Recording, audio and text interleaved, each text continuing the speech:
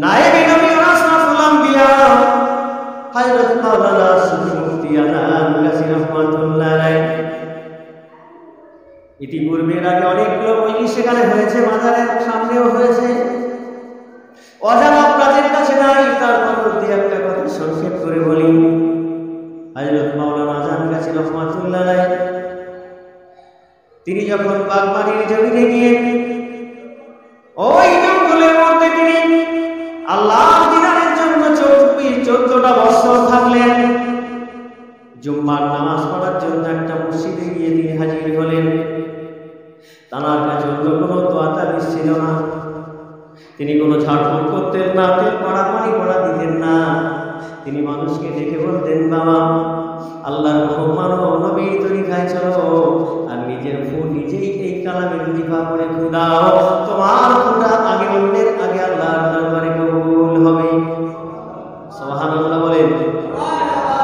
নিজের ফু নিজের জন্য শেখা, দোয়া করো আল্লাহর কাছে, আল্লাহর গোলাম হয়ে যাও। কিন্তু যে মসজিদে নামাজ পড়তে গিয়েছিল ওই মসজিদের মালিক ছিল দুনিয়া, তাই সে তেল পড়া পানি পড়া দিত। ইনি যখন এই কথাটি বলতে লাগলেন, মানুষ যখন তার কথা শুনে সেবা পেতে লাগলো, দুঃখিয়ার ভিতরে শয়তান ব্যক্ত হয়ে গিয়ে অস্পশা দিতে শুরু করলো, তোমার রুজি তো এই ফকির বন্ধ করে দেবে, তাড়াতাড়ি অ্যাকশন নাও। তিনি কি করলেন, 17 জন গুন্ডা অবস্থান লিডার কলকাতার বুকে তৎকালীন সময়ে কম বেশি 150 বছর আগে ওই তখনকার ডাকাত 17 জন ডাকাত তার লিডার সহ তাদেরকে ডেকে নিয়ে আসা হলো। ফকির সাহেব জঙ্গল থেকে বেরিয়ে আমার মসজিদে জুম্মার দিনে নামাজ পড়তে আসবেন। গুন্ডা মুসলমানকে ঠিক করে রাখা হয়েছে দুনিয়া, যখন নামাজ পড়ে বেরিয়ে যাবে ওই সময় ফকিরকে জানে মেরে দিও, কিন্তু হেফাজত করার মালিককে আল্লাহ। যদি কোনো বান্দার হেফাজত করে পৃথিবীর কোনো মানুষ তার ক্ষতি করার ক্ষমতা নাই।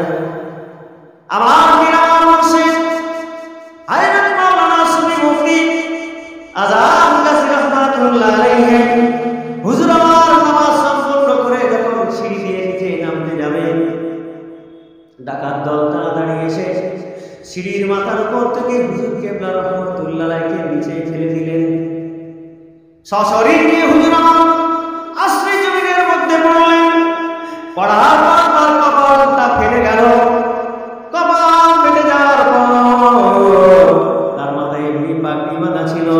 তিনি বলেছেন, বাবা নামাজের মাসাল্লাহ ইমামতি যখন করো, ওয়াজ নসিহত করো, মাথায় পাগড়িটা বেঁধে যদি এই সুন্নতের আমলটা যদি তোমার জীবনে থাকে, সুন্নতের পাবন্দি তোমার সঙ্গে যদি রাখতে পারো, বাবা 70টা করে দেখি আর এক্সট্রা তোমার আমল নামায় হবে।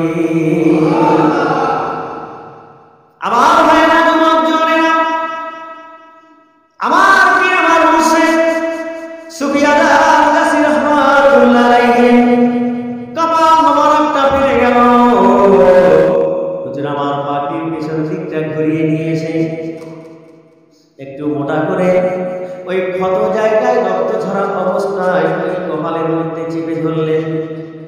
চেপে ধরে ওই রক্তমাখা অবস্থায় আল্লাহর দরবারে ইসিবার হাত দুটো তুললেন। জোরে বলুন হাত দুটো তুলে দোয়া করছে, মালিক এদের পেছনে চক্রান্তকারী বিলিয়ে দেওয়া ব্যক্তিরা তার আড়ালে বসে আছে। এরা জানে না, এরা বোঝে না যে আমি তোমার বন্ধু আল্লাহর ওলি। ওরা আমায় চিনতে পারে না, ওরা আমায় না জেনে ফেলে দিয়েছে। মাওলা ওদেরকে তুমি ক্ষমা করে দাও। নবীর আদর্শ কোথায়? কামেল ওলি আল্লাহর কাছে বলুন সুবহানাল্লাহ। ওদের তুমি ক্ষমা করে দাও।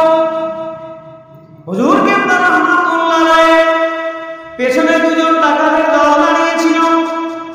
একজন আরেকজনকে ডেকে বলছে, দেখ দেখ যে ব্যক্তিকে ফেলে দিলাম কপালটা ফেটে গেল, আরো কত জায়গায় কত হলো ঠিক নাই, কিন্তু যে আল্লাহর কাছে দোয়া করছে আমরা, আমাকে আমাদের নাকি লিলিয়ে দেওয়া হয়েছে, তো সত্য কথা। অন্য লোক নেতৃত্ব দিয়ে আমাদের পাঠিয়েছে, এটা সুবহানাল্লাহ। কামেল মুর্শিদ জানতে পেরেছেন আমরা অন্য জায়গায় থেকে আমাদের টাকার লোভে ফকির সাহেবকে মারার জন্য আনা হয়েছে। ফকির সাহেব বুঝতে পেরে গেছে, আমাদের জন্য দোয়া করছে, দেখ আল্লাহ ওরা চেনে না জানে না, আল্লাহ তুমি ওদের ক্ষমা করে দাও। এই কথা শুনে দুজন ডাকাত সর্দারকে গিয়ে বলছে, দেখ দেখ এই ব্যক্তি নিশ্চিত আল্লাহর মাহবুব বান্দা, আজকে আমাদের কপাল বড় ভালো, চল চল আমরা শতজন একটা ডাকাতের গ্যাং, আমরা নাফরমানি করবো না, অন্যায় কাজ আমরা আর করবো না, জুলুম মানুষের উপরে করবো না, ছিনতাই মানুষের উপর করবো না, ডাকাতি আজ থেকে বন্ধ করে দেব।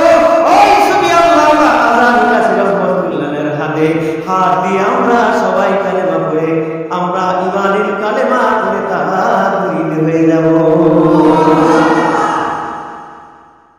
আল্লাহ ওয়ালাদের কাছে এমন ম্যাগনেট আল্লাহ দিয়েছে, একজন জাহিল মূর্খ গেলে অশিক্ষিত আনফা ব্যক্তি যদি তার ব্যাপারে গিয়ে তাজিমের সঙ্গে বসে যায়, তার আদেশ অনুযায়ী 5 ওয়াক্ত নামাজ এই হালাল খানা তাকওয়া পরহেজগারি জীবনটা যদি করতে পারে, সুফিয়ান গাজী রহমাতুল্লাহ আলাইহি বলেছেন তাকে ঘর ছাড়তে হবে না, বিবি বাচ্চা ত্যাগ করতে হবে না, তার জন্মস্থান ত্যাগ করতে হবে না, শুধু এই 4টে আদেশ মেনে চলবে।